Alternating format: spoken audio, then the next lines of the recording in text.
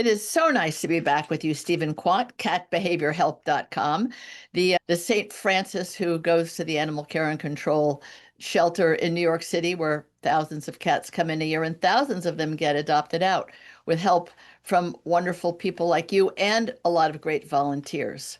And I just want to remind people you've also written a charming children's book called Happy Comes Home. So those of you with kids that want to celebrate the fact that you have adopted a cat or the good reasons that people should, Stephen is the guy doing that. Stephen, you are about to go on a trip yourself with your kitties, and you have probably some very useful advice for those who are either going to be traveling in a car with a cat or in an airplane with a cat. So, which one do you want to address first? Which is the one that people do the least? I think car travel, I think, frightens people. They don't know what to do about the litter, the food, the water, the actual physical voyage. So what are the steps people should take? Do you want to, and thank you again, Tracy, for having me back. It is We're always a lucky great to have pleasure. you. My pleasure is all mine. Do you want to start with car travel? I think I'm so. okay. I think so. And needless to say, whatever kind of travel we're talking about, there's often the issue of getting the cat into a carrier, which we're Yeah. not going to specifically address today. But I'm just going to assume that you've figured that out and that you do a gentle approach with your cat in terms of helping them feel good about getting in a carrier. Cat Bible, I do a big description of how to do it. And we've done a number of shows on Cat Chat about getting you to like your carrier and how to do that. And there are steps to go through. And like with anything with a cat, patience and move slowly and build up to a positive result. So now you've got this cat who's okay, carrier, I'll do it. Now what? So now, if your cat is actually afraid of moving in the car, there is always a good reason to do some test trips. Short trips with rewards at the end. It doesn't have to be very far. It could be a few minutes just to get the cat used to this experience and that there are rewards at the during and at the end of it so that they feel good about it. You can use social pheromones in the car, feel away to help them get that olfactory scent that helps them feel better. We want to be, it depends also how long the trip is going to be for, but regardless of the method of travel, cars included, you want to make sure you've got some kind of emergency supplies. You Okay. want a plastic bag for garbage, plastic gloves, like latex gloves or similar to clean up a mess. You might want to line the carrier with a wee pad, waterproof wee pad that has a nice absorbent top. You want to have some baby wipes and some paper towels and something to put it all together and throw it in the garbage if your cat has an accident. And on a short trip, some cats will simply because they're really scared, but other cats, a longer drive, they can't hold it and they might go one way or the other. Cats can generally hold their urine for quite a while. But if they need to defecate, that becomes something that they can't really Urgent. say no to. Yeah. So you would be careful about feeding right before the Right. trip. Some water should be fine, but a meal probably avoided unless you need to give them a little something for some comfort. It's that time of the day when they really expect the meal. So we don't want to make them extra worried because all of a sudden now they're not getting the meal. But Right. we want to be mindful about that. You want to make sure that if you're not just going directly to your destination, but there's a stop off point like a hotel. You want to be you never want to let your cat out of the carrier while they're No. in the car. No. I have been known in cars to open the top of one of our carriers for Jenny, who just complains a lot. And I reach my hand inside and pet her, but I don't bring her out. God forbid, cat gets out of the carrier and decides to hide under the brake pedal. Yeah. That Or puts you under, in a depending on the way your car is designed, now you have a really serious situation. I do serious want to situation. mention a new product designed by the man who invented pheromones. When I say invented, the French inventor, Patrick Paget in France, they have a new product called Secure. And one of them is just for the carrier. And they've got a full line for rabbits and a less complete line now for dogs and cats, but each one is for the species. And I did buy the Secure Dog for the inside of the carrier when I thought I was going to take my puppy to some dog shows. And you spray the inside 8 times and it lasts for 3 hours. So, yes, he's the inventor of the pheromones that are in Adaptil and Feel Away, but this is a new product. So it's something I'll actually see if they'll send you some because you're a traveling Sure. man.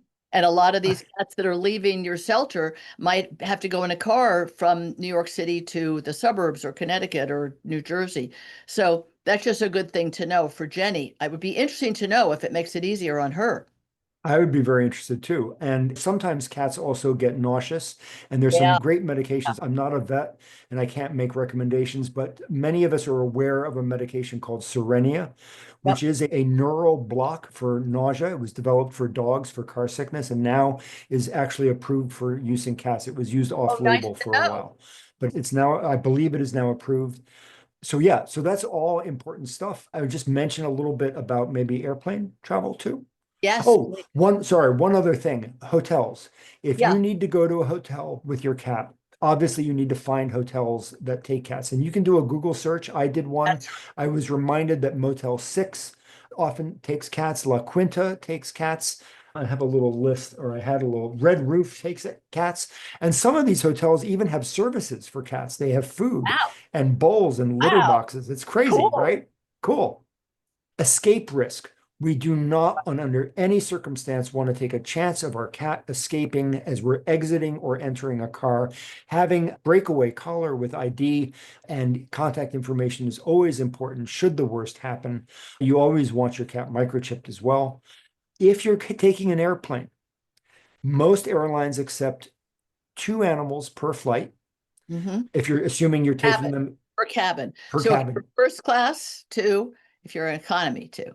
I know some airlines will not take animals in first class. That's hilarious. Funny. So be careful. But the important thing is you have to basically call the airline, have them put the animal, the cat, let's say in our case, on the reservation.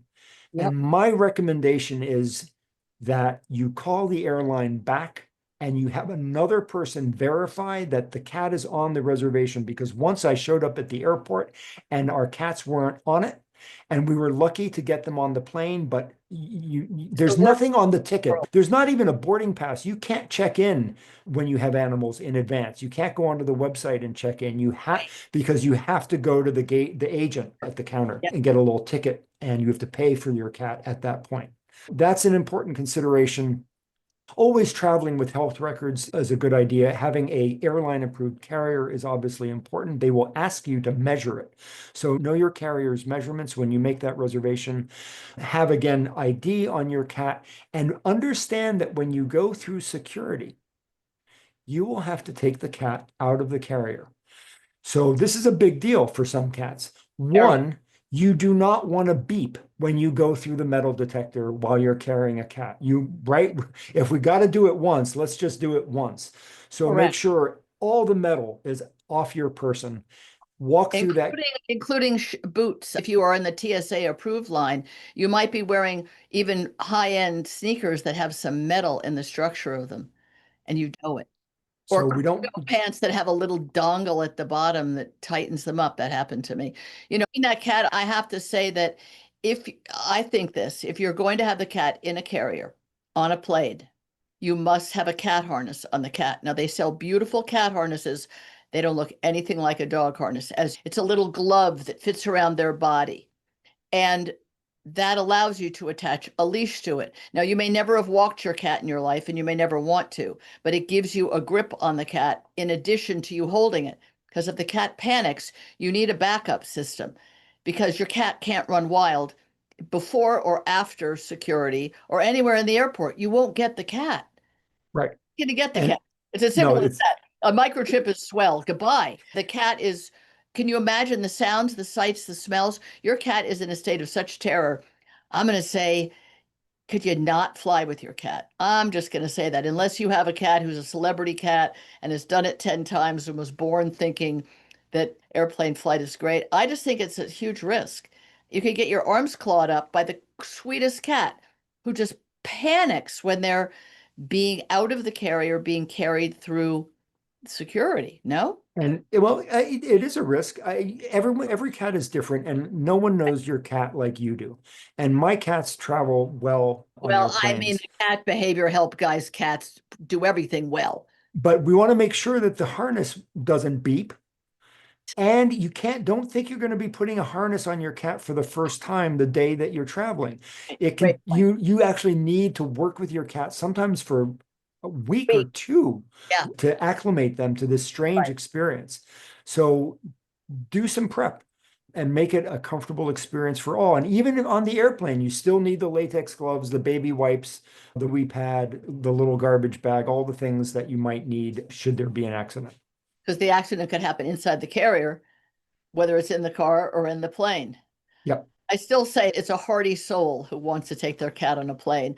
That cat sitters are, they're not a dime a dozen, but they are available. So if you could find somebody who could stop in on your cat twice a day, especially if your cat has a housemate cat, and so they aren't alone.